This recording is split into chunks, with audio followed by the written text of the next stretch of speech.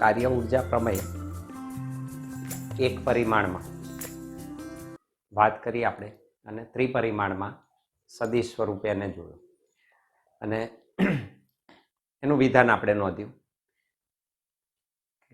કણની ગતિ ઉર્જામાં થતો ફેરફાર કણ પર લાગતા ચોખ્ખા પરિણામી બળ વડે થતા કાર્ય જેટલો હોય છે.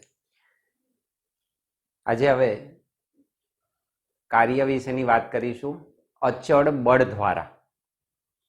તો સૌથી પહેલું જોઈશું અચળ બળ શું છે અને એના દ્વારા થતું કાર્ય સમજીશું અને ત્યારબાદ ચલ બળ દ્વારા થતા કાર્યની ચર્ચા કરીશું કે અચળ બળથી થતું કાર્ય અને ચલ બળથી થતું કાર્ય કેવી રીતે જુદું પડે છે. કારણ કે વ્યવહારમાં હંમેશા થતા કાર્યો મોટા ભાગે ચલ બળ દ્વારા થતા કાર્યોના સ્વરૂપે વધુ જોવા મળે છે.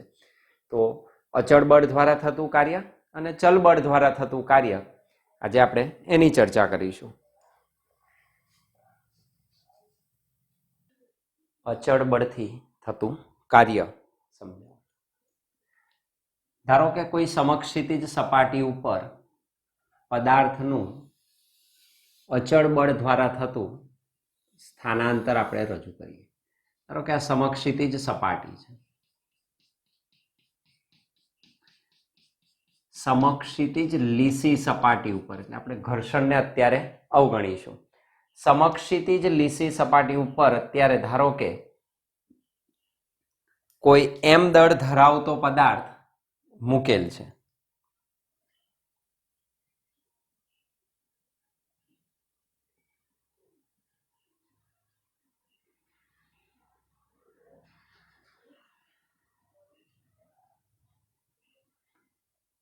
અને એનું અચળ બળ લગાડતા ધારો કે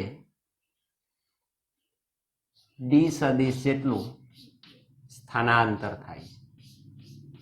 એમ દળ ધરાવતો પદાર્થ છે. એમ દળ ધરાવતા પદાર્થ પર ધારો કે લાગતું અચળ બળ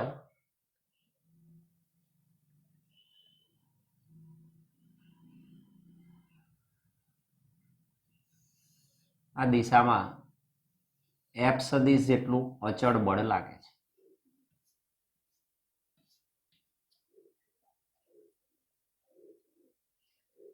અને પદાર્થનું આ દિશામાં એક પરિમાણમાં વાત કરીએ તો એક્સ અક્ષની દિશામાં સ્થાનાંતર થાય છે. ધારો કે પદાર્થનું આ દિશામાં ડી સદિશ જેટલું સ્થાનાંતર થાય.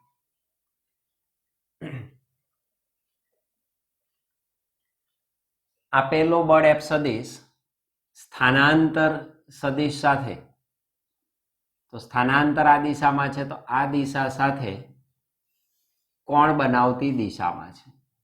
ધારો કે ખૂણો થીટા છે. આપેલો અચળ બળ એફ સદિશ જે સમય સાથે સ્થાન સાથે બદલાતું નથી એવું બળ આપેલા સ્થાનાંતરની દિશા સાથે થીટા કોણ બનાવતી દિશામાં લાગુ પડે છે. તો બળ સદિશના આપણને બે ઘટકો મળે, એક સ્થાનાંતરની દિશામાંનો અને બીજો સ્થાનાંતરની દિશાને લંબ. આ બે ઘટક મળે આપણને. એક મળશે આ બળનો સ્થાનાંતરની દિશામાંનો ઘટક એફ કોસ થીટા અને લંબ ઘટક એફ સાઇન થીટા. આપેલા એમ દળના બ્લોક પર એફ સદિશ જેટલું થીટા કોણ બનાવતી દિશામાં અચળ બળ લગાડતા એમ દળના બ્લોકનું એક્સ અક્ષની દિશામાં ડી સદિશ જેટલું સ્થાનાંતર થાય છે. તો થતું કાર્ય કેટલું હોય આપણે એનું સૂત્ર લાવીશું. ધારો કે એમ દળવાળા પદાર્થ પર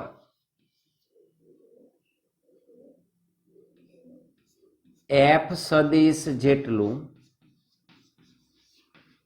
અચળ બળ એફ સદિશ જેટલું અચળ બળ લગાડતા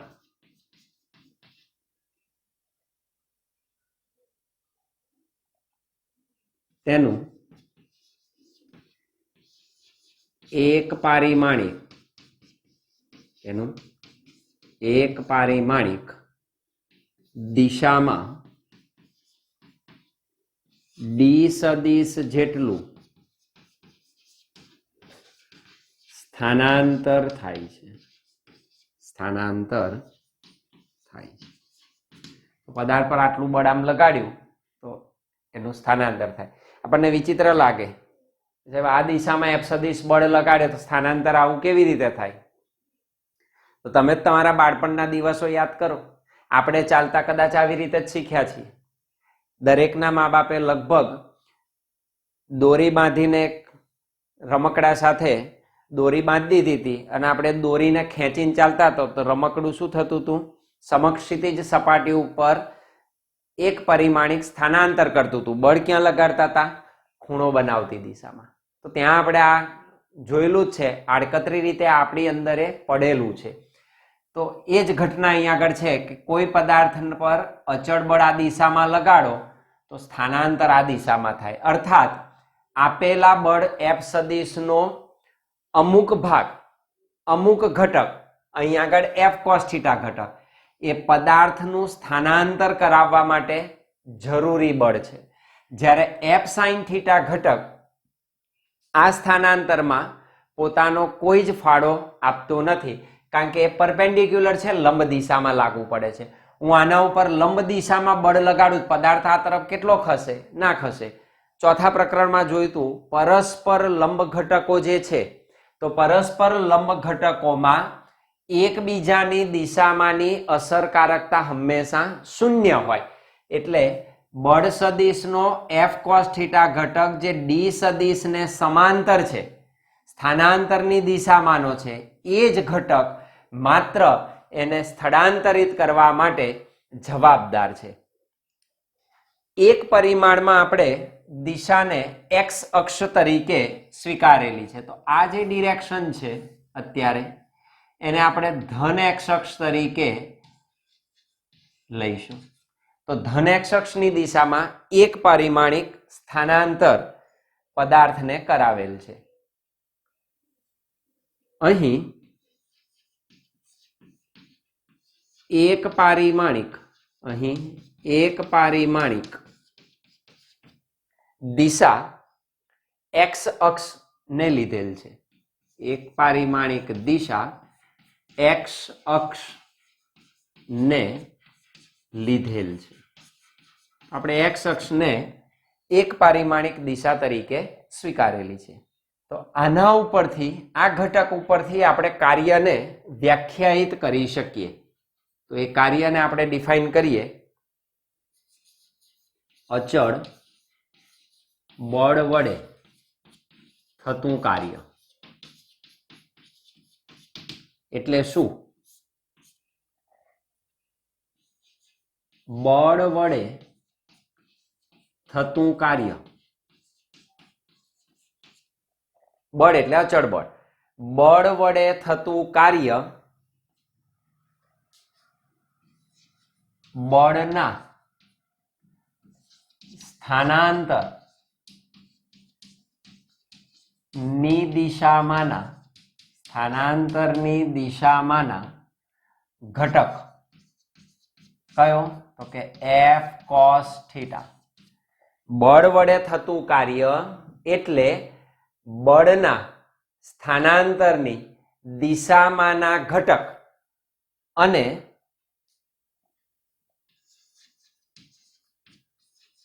બળ વડે થતા સ્થાનાંતર, બળ વડે થતા સ્થાનાંતર ડી, બળ વડે થતા સ્થાનાંતર ના ગુણન જેટલું હોય છે. ના ગુણન એટલે એના ગુણાકાર જેટલું હોય છે. તો આને અચળ બળ વડે થતું કાર્ય કહેવાય. શું કહેવાય? તો કે બળના સ્થાનાંતરની દિશામાંના ઘટક એફ કોસ થીટા અને બળ વડે થતું સ્થાનાંતર ડી બંનેનો ગુણાકાર એટલે અચળ બળ વડે થતું કાર્ય. That means W is equal to F cos theta into D. W બરાબર F cos theta into D. અથવા તો હું આમ પણ લખી શકું, ઘણીવાર આવું થાય, તમે સ્થાનાંતરનો બળની દિશામાં ઘટક લઈ શકો, એટલે આને આમ પણ લખાય F into D cos theta. આવું પણ લખી શકાય, F into D cos. સ્થાનાંતરનો બળની દિશામાંનો ઘટક અને લાગતું બળ. તો સ્થાનાંતરનો બળની દિશામાંનો ઘટક અને લાગતા બળ નો ગુણાકાર પણ તમને કાર્ય આપે, તો આ રીતે પણ લખાય. That means W is equal to, generally તમે લખી શકો FD cos theta. બહુ મજાનું આવ્યું. F બળ સદિશ રાશિ દર્શાવે, D સ્થાનાંતર સદિશ રાશિ દર્શાવે, કાર્ય અદિશ રાશિ દર્શાવે. જમણી બાજુ આ બે સદિશ રાશિ છે, ડાબી બાજુ કાર્ય અદિશ રાશિ છે. તો આપણે શીખી ગયા તે મુજબ બે સદિશોનો મારે ગુણાકાર કરવો છે, પરંતુ પરિણામ મને મૂલ્ય જ મળવું જોઈએ, અદિશ મળવું જોઈએ. તો આવા બે સદિશોના ગુણાકારને બે સદિશોનો અદિશ ગુણાકાર અથવા તો ડોટ પ્રોડક્ટ તરીકે ઓળખીએ છીએ. અને જ્યાં થીટા એ બળ F સદિશ અને સ્થાનાંતર D સદિશ વચ્ચેનો કોણ દર્શાવે. તો આપેલા કાર્યને બળ સદિશ અને સ્થાનાંતર સદિશના અદિશ ગુણાકાર તરીકે પણ આપણે રજૂ કરી શકીએ. અર્થાત W બરાબર F સદિશ ડોટ D સદિશ. આ કાર્યની વ્યાખ્યા હંમેશને માટે સાચી છે, આ યાદ રાખવાની આપણે. W બરાબર F સદિશ ડોટ D સદિશ. નંબર 1.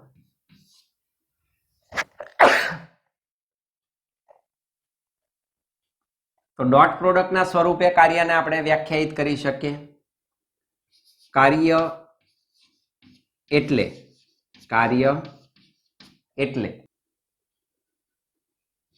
બળ F સદિશ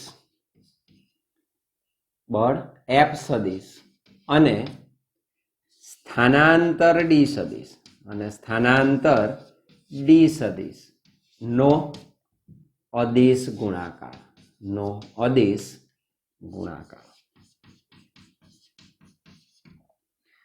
કાર્ય એટલે બળ F સદિશ અને સ્થાનાંતર D સદિશનો અદિશ ગુણાકાર અથવા તો ડોટ ગુણાકાર.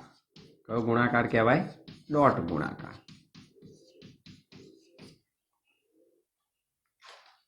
આ રીતે પણ આપણે કાર્યને વ્યાખ્યાયિત કરી શકીએ. રાશિ લખી શકાય. કાર્ય કેવી રાશિ થઈ? અદિશ ગુણાકાર, એટલે પરિણામ તમને અદિશ જ મળે, તો એ અદિશ રાશિ છે. કાર્ય અદિશ રાશિ છે, SI એકમ મળે.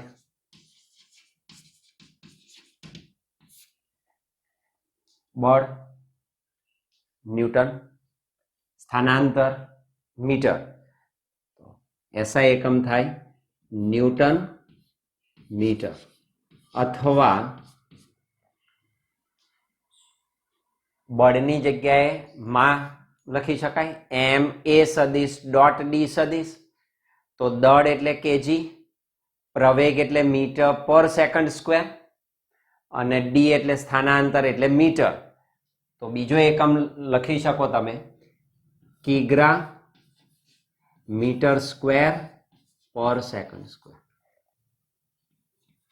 પ્રચલિત એકમ, આપણે પ્રચલિત એકમ વૈજ્ઞાનિકોના નામે વધારે ઓળખીએ છીએ, તો આનો પ્રચલિત એકમ છે જૂલ. વૈજ્ઞાનિક જૂલના માનમાં આનો પ્રચલિત એકમ કયો છે? જૂલ.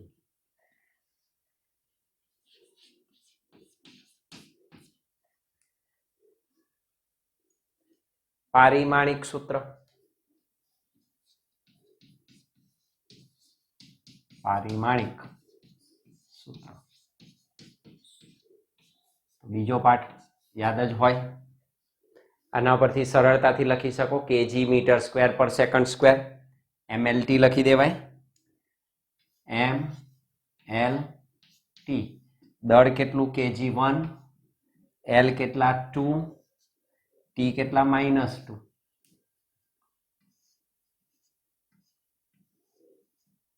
તો m1 l2 t -2 એનું પારિમાણિક સૂત્ર થાય.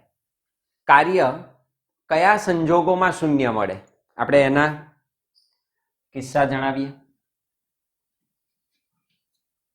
કાર્ય કયા સંજોગોમાં શૂન્ય મળે? અહીં જોઈ શકો તમે. માન લો કે હું બળ લગાડું, આ ભીત છે, આ ભીત ઉપર હું આમ બળ લગાડું, તો મેં બળ લગાડ્યું પણ ભીતનું સ્થાનાંતર થતું નથી.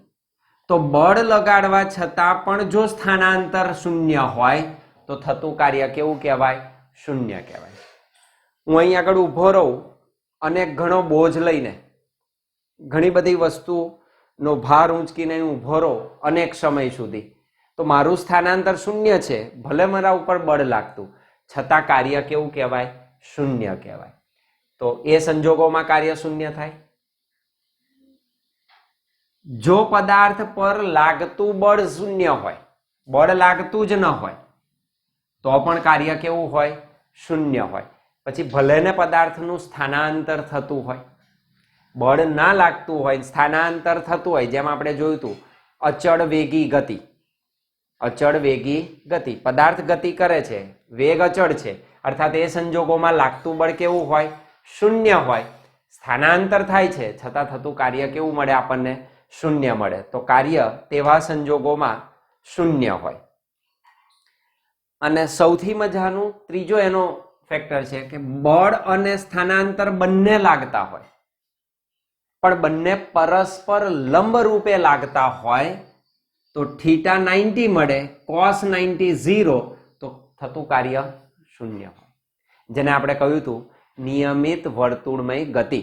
નિયમિત વર્તુળમય ગતિ એ આનો જ કિસ્સો છે કે નિયમિત વર્તુળમય ગતિ કરતો કોઈ પણ પદાર્થ દ્વારા થતું કાર્ય કેવું છે? શૂન્ય છે. કારણ કે તે વખતે પદાર્થ પરનું એવું જરૂરી કેન્દ્રગામી બળ અને એનું સ્થાનાંતર પરસ્પર લંબ દિશામાં થતું હોય, તો પરિણામી કાર્ય કેવું મળે? શૂન્ય મળે. તો આવા જુદા જુદા સંજોગોમાં થતું કાર્ય શૂન્ય હોય.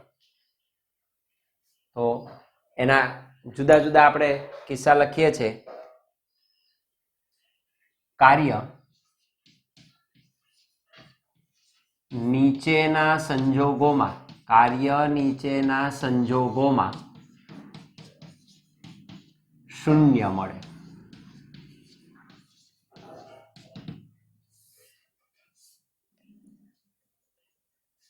દાખલા તરીકે નંબર 1, જો સ્થાનાંતર શૂન્ય હોય, જો સ્થાનાંતર શૂન્ય હોય તો કાર્ય શૂન્ય મળે. ભલે પછી બળ લાગતું હોય, જો સ્થાનાંતર શૂન્ય હોય. જે મેં ભીતનું ઉદાહરણ આપ્યું, તમે ભીત ઉપર ગમે તેટલો ધક્કો લગાવો, બળ લગાવો, સ્થાનાંતર કેવું છે? શૂન્ય છે, તો મળતું કાર્ય શૂન્ય હોય. પદાર્થનું સ્થાનાંતર શૂન્ય હોય તો પણ બળ લાગવા છતાં થતું કાર્ય શૂન્ય મળે. નંબર 2, જો લાગતું બળ શૂન્ય હોય, જો લાગતું બળ શૂન્ય હોય. અચળ વેગી ગતિનો કિસ્સો કયો આપણે? તો કોઈ પદાર્થ અચળ વેગથી ગતિ કરતો હોય તો એના પર લાગતું બળ શૂન્ય હોવા સ્થાનાંતર ભલે થતું પણ થતું કાર્ય કેવું કહેવાય? શૂન્ય કહી શકાય. તો લાગતું બળ શૂન્ય હોય ત્યારે પણ કાર્ય શૂન્ય મળે. અને ત્રીજો આપણે કહીએ છીએ, જો બળ અને સ્થાનાંતર જો બળ અને સ્થાનાંતર પરસ્પર લંબ હોય, પરસ્પર લંબ હોય, બળ અને સ્થાનાંતર પરસ્પર લંબ રૂપે રહેલા હોય તો પણ થતું કાર્ય શૂન્ય મળે. કેવી રીતે? તો એની વ્યાખ્યા ઉપરથી તમે લખી શકો કે જો એફ સદિશ પરપેન્ડિક્યુલર ટુ ડી સદિશ હોય તો થીટા બરાબર 90 ડિગ્રી, બંને વચ્ચેનો કોણ 90 ડિગ્રી મળે. That means W is equal to f d cos theta. It is equal to f d cos 90. cos 90 નું મૂલ્ય 0 હોય તો બળ પણ લાગે છે, સ્થાનાંતર પણ થાય છે, પણ ખૂણો 90 ડિગ્રી છે તો કોસાઇન નું ફેક્ટર 0 થયું. ધેટ મીન્સ થતું કાર્ય કેટલું હોય? શૂન્ય. મળતું કાર્ય શૂન્ય. ચંદ્ર પૃથ્વીની આસપાસ, ચંદ્ર પૃથ્વીની આસપાસ વર્તુળાકાર કક્ષામાં, વર્તુળાકાર કક્ષામાં ભ્રમણ કરે છે.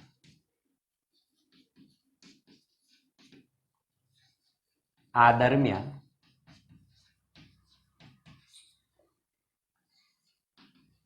ચંદ્ર પર લાગતા પૃથ્વીના ગુરુત્વાકર્ષણ બળ દ્વારા થતું કાર્ય શૂન્ય હોય. તો અહીંયા આગળ જરૂરી કેન્દ્રગામી બળે ગુરુત્વાકર્ષણ બળ પૂરું પાડે. એ ગુરુત્વાકર્ષણ બળ થતા સ્થાનાંતરને લંબ રૂપે હોવાથી કશું જ કાર્ય થતું નથી. નિયમિત વર્તુળમય ગતિ કરતો કોઈ પણ પદાર્થ કાર્ય શૂન્ય મળે. નિયમિત વર્તુળમય ગતિ કરતા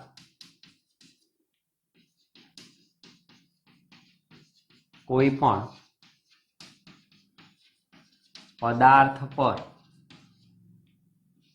થતું કાર્ય શૂન્ય મળે. પૃથ્વી સૂર્યની આસપાસ ભ્રમણ કરે છે તો સૂર્યનું ગુરુત્વાકર્ષણ પૃથ્વી ઉપર કશું જ કાર્ય કરે નહીં. આ ત્રણ સંજોગો આપણે દર્શાવ્યા કે જેમાં કાર્ય કેવું મળે? શૂન્ય મળે. તો કાર્ય શૂન્ય હોય. કાર્ય ધન કે ઋણ પણ હોઈ શકે. આપેલું કાર્ય ધન મૂલ્ય પણ ધરાવતું હોય અથવા ઋણ પણ હોઈ શકે. કેવી રીતે? જો બળ અને સ્થાનાંતર વચ્ચેનો કોણ એ કેટલા એંગલ ઉપર છે એના ઉપર, કારણ કે કોસાઇન ફેક્ટર આવે છે તો થીટા ઉપર પણ ડિપેન્ડન્ટ છે, એટલે માત્ર એફ અને ડી નહીં, થીટા પણ ફાળો આપે છે પોતાનો. તો કાર્ય ધન કે ઋણ હોઈ શકે. જો 0 degree less than or equal to theta is less than or equal to 90 degree, 0 કે 90 ડિગ્રીની વચ્ચે હોય. જો theta is 0 less than or equal to theta less than 90 degree હોય તો cos થીટા 0 થી 90 ડિગ્રીની વચ્ચે cos થીટા ધન મળે. આપણે જાણીએ ઓલ એસટીસી, ઓલ બધા જ ફંક્શનો પહેલા ચરણમાં 0 થી 90 વચ્ચે કેવા છે? ધન છે. તો cos theta is greater than 0 મળે. અર્થાત cos થીટાનું મૂલ્ય ધન હોય. cos થીટા કેવો મળે? ધન હોય, જેથી કરીને કાર્ય ધન મળે. પરિણામે W ગ્રેટર ધેન 0 અર્થાત ધન હોય. તો કાર્ય ગ્રેટર ધેન 0 એટલે કે ધન હોય તો કાર્ય ધન મળી શકે. એનાથી ઉલટું જો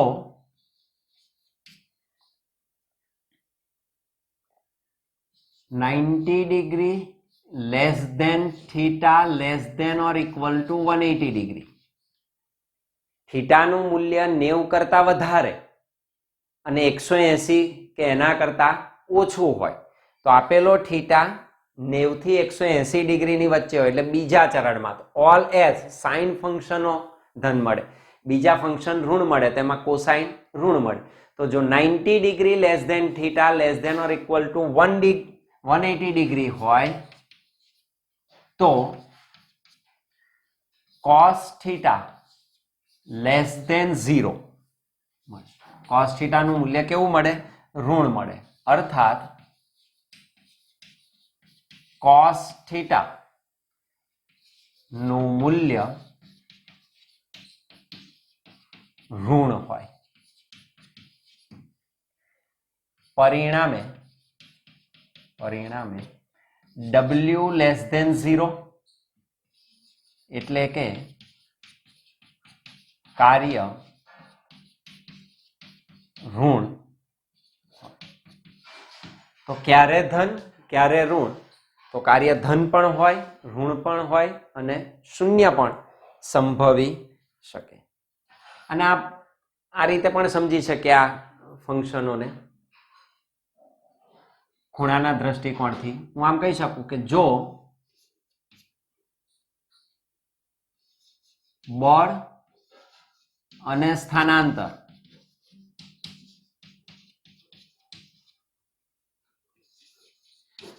એકબીજાને સમાંતર હોય, એકબીજાને સમાંતર હોય, એકબીજાને સમાંતર હોય.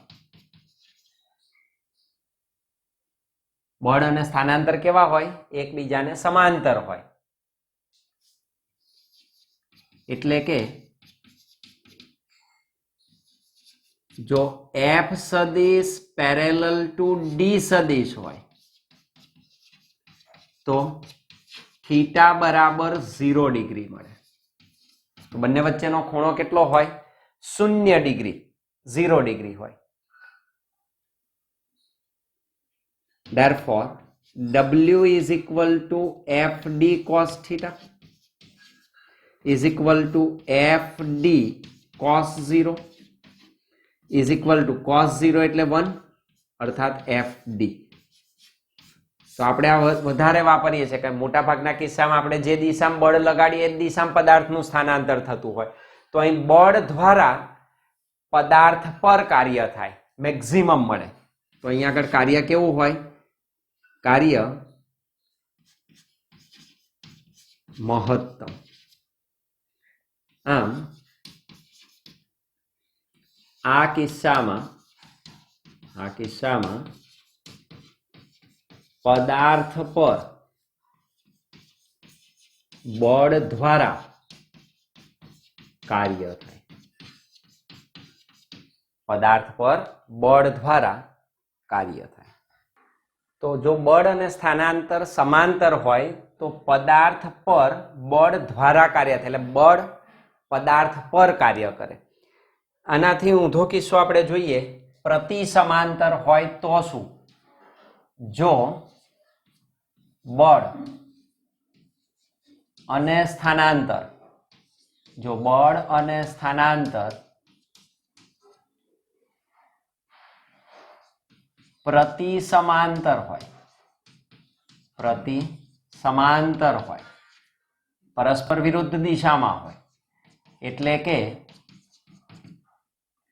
જો F સદિશ is anti-parallel to minus D સદિશ, વિરુદ્ધ દિશામાં હોય બંને હોય તો થીટા બરાબર 180 ડિગ્રી, બંને વચ્ચેનો ખૂણો કેટલો મળે? 180 ડિગ્રી મળે. તો ત્યારે what is W? Okay, W is equal to FD cos theta અર્થાત FD cos 180. cos 180 નું મૂલ્ય થાય -1. So this is equal to FD into -1. It is minus FD. This is W. W બરાબર minus FD. આમ આ કિસ્સામાં પદાર્થ દ્વારા લાગતા બળ ની વિરુદ્ધ દિશામાં કાર્ય થાય. દાખલા તરીકે આપણે જોઈએ છે તેમ ઘર્ષણ બળ. તો ઘર્ષણ બળ હંમેશા થતા સ્થાનાંતરની વિરુદ્ધ દિશામાં લાગે, સાપેક્ષ ગતિનો વિરોધ કરતી દિશામાં લાગે. એટલે પદાર્થ દ્વારા બળની વિરુદ્ધ દિશામાં શું થાય? કાર્ય થાય. એના વિવિધ વૈકલ્પિક એકમો પણ છે કાર્યના, એ આપણે નોંધી દઈએ. કાર્યના અન્ય વૈકલ્પિક એકમો એની પણ આપણને દાખલાને એમાં જરૂર પડશે, તો એના અન્ય વૈકલ્પિક એકમો આપણે જાણતા હોઈએ તો વધારે યોગ્ય છે. પહેલું હું લખી શકું 1 અર્ગ. આ સંબંધ આવી ગયો છે એટલે કેટલા જૂલ થાય? તો કે 10⁻⁷ જૂલ. 1 અર્ગ એટલે 10⁻⁷ જૂલ કાર્ય થાય. પછી બીજો આવે 1 EV એટલે કહેવાય 1 ઇલેક્ટ્રોન વોલ્ટ. અને શું કહેવાય? 1 ઇલેક્ટ્રોન વોલ્ટ. એટલે કેટલું કાર્ય થાય? તો કે 1.6 ગુણ્યા 10⁻⁻19 જૂલ. 1 EV એટલે 1.6 into 10⁻⁻19 જૂલ જેટલું કાર્ય મળે. 1 કેલરી, 1 કેલરી બરાબર 4.186 જૂલ જેટલું કાર્ય. 1 કેલરી એટલે 4.186 જૂલ જેટલું કાર્ય પ્રાપ્ત થાય. અને 1 kWh એને કહેવાય 1 kilowatt hour. 1 kilowatt hour. 1 kilowatt hour એટલે કેટલું કાર્ય? તો કે 3.6 ગુણ્યા 10⁻6 જૂલ. અને 1 યુનિટ કહેવાય. 1 યુનિટ જેટલું વીજળીના વપરાશમાં, આપણે જે ઘર વપરાશમાં વીજળી વાપરીએ છીએ એ કિલોવોટ અવરમાં આવે. 1 કિલોવોટ અવર એટલે 3.6 ગુણ્યા 10⁻6 જૂલ જેટલું કાર્ય થાય. તો એના બીજા વૈકલ્પિક એકમો છે.